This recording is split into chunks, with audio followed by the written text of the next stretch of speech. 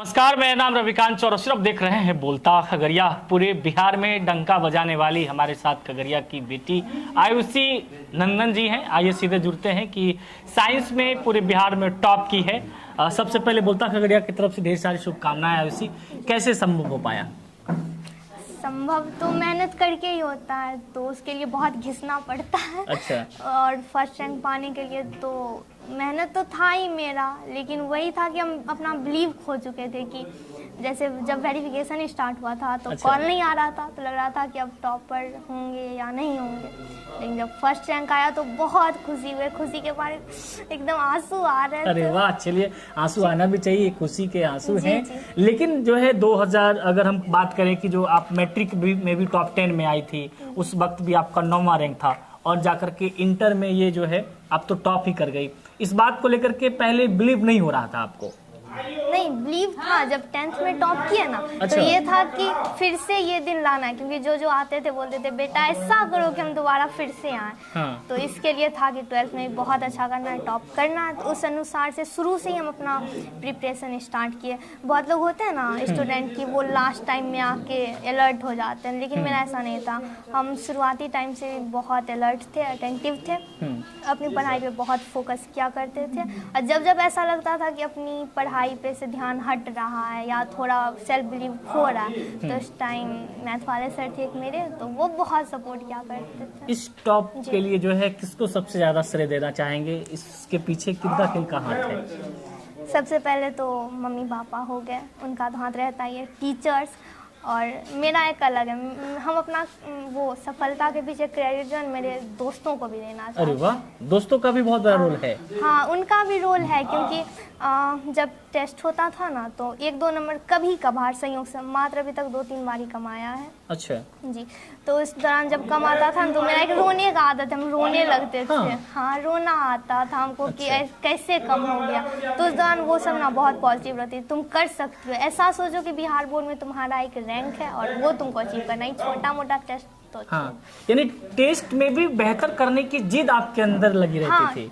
Test में बेहतर करेंगे तभी तो। वो तो मॉक टेस्ट होता था ना। हाँ। तो अभी तक मात्र एक बार ही फर्स्ट नहीं आया, जब पूरे साल में कोचिंग में अच्छा। जब टेस्ट होता था। और एक टीचर है मेरे मैथ वाले सर, तो वो बहुत अच्छे थे।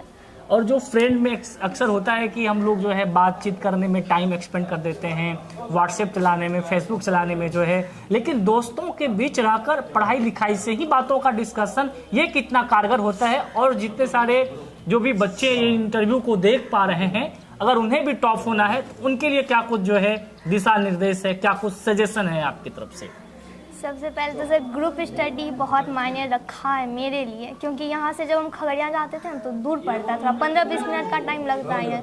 तो उस दौरान रास्ते में पढ़ना, बहुत सारे लोग देखते भी थे कैसी लड़कियाँ पढ़ रही है, तो थोड़ा ऑकवर्ड लगता था। लेकिन वही सब तो है, टाइम बचाते बचाते अच्छा। कुछ अचीव करना बहुत बड़ा बात है। टाइम मैनेजमेंट बहुत मायने रखता है। आयुषी जो है कहाँ, पटना में रह करके कि दिल्ली में रह करके टॉप की है? नहीं, गांव में ही रह के। अरे वाह, देखिए ये आयुषी जो है गांव में यानी कि घर में ही रह करके जो है टॉप की है। अलावा जो है क्या क्या जो है अब बनने की तमन्ना रखती हैं आयुषी नंदन, क्या बनना चाहती हैं?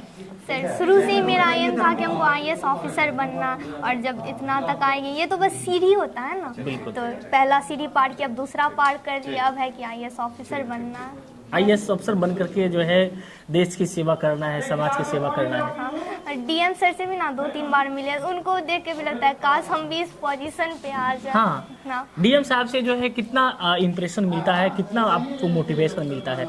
अभी भी आपसे जो है वो बात करने की कोशिश कर रहे थे, उनसे बात किए? 2-3 बार भी हम मिल चुके हैं। तो ये था कि क्या उनका पावर है, क्या रुतबा है। हाँ। तो वो हमको चाहिए, और ये कि आसपास के लोगों का देख रेख कर सके, सेवा कर सके। यूँ तो सेवा के लिए बहुत सारे जॉब ऑप्शंस तो होते हैं, लेकिन जो पावर DM का होता है, जो रुतबा होता है, तो वो हमको चाहिए, और वो अचीव करने के लिए बहुत मेहनत करेंगे। अक्सर ये देखते हैं कि बहुत सारे जो बच्चे हैं वो पैसे के अभाव में, कोचिंग के अभाव में, या फिर उस तरीके का मैनेजमेंट नहीं मिल पाता है। आपके पीछे क्या कभी पैसा कभी बाधक बना? क्या कभी पिताजी का सपोर्ट? क्योंकि अक्सर ये होता है कि बेटी है, घर से बाहर कैसे जाएंगी, खगड़िया कैसे कोचिंग करने जाएंगी, तो ऐसा कभी?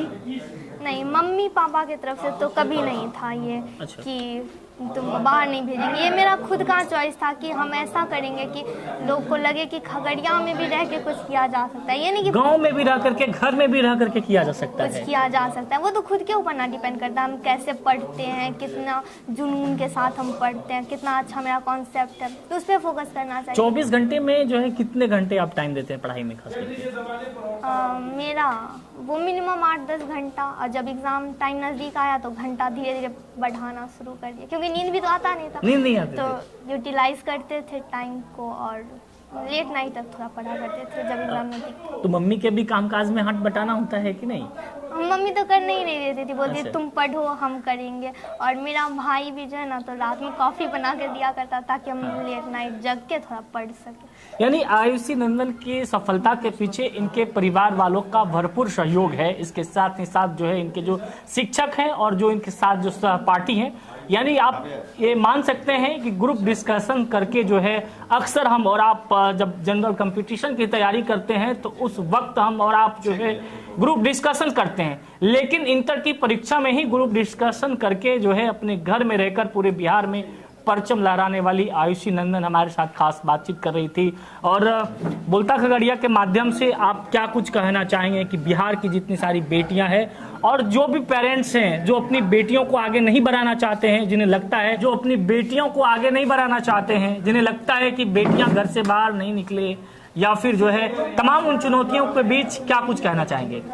सबसे पहले तो ये तो छोड़ ही देना चाहिए कि बेटियां कुछ कर ही नहीं सकती, क्योंकि इस बार का जो रिजल्ट है तो शायद तीनों लड़कियां ही टॉपर हैं।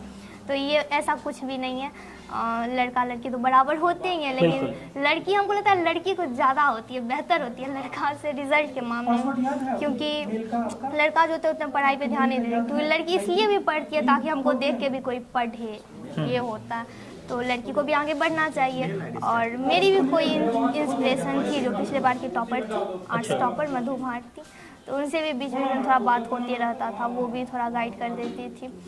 तो ऐसा नहीं है कि लड़कियां कुछ नहीं करती। पिछली दफा मैट्रिक में आप 9वां रैंक लाई पूरे बिहार में, उस वक्त क्या कुछ आयुषी को कुछ मायूसी थी क्या? हाँ सर, थोड़ा सा मायूसी था, क्योंकि 8 नंबर का ना थोड़ा हमको दुख था कि 8 नंबर का शॉर्ट चला। इस बार सारा कसर पूरा कर लिया गया? हाँ, तो इस बार तो था ही कि 9 से कुछ बेहतर ही करना है, एकदम टॉप पे जाना है, और आपने टॉप कर भी लिया। कितना नंबर आया इस बार? 474 नंबर लाकर पूरे बिहार में आयुषी नंदन ने टॉप की है इंटर के साइंस की रिजल्ट के अनुसार। इसके अलावा तमाम लोगों का जो है बधाई देने का तांता लगा हुआ है। चलिए, हमारी ओर से भी ढेर सारी शुभकामनाएं।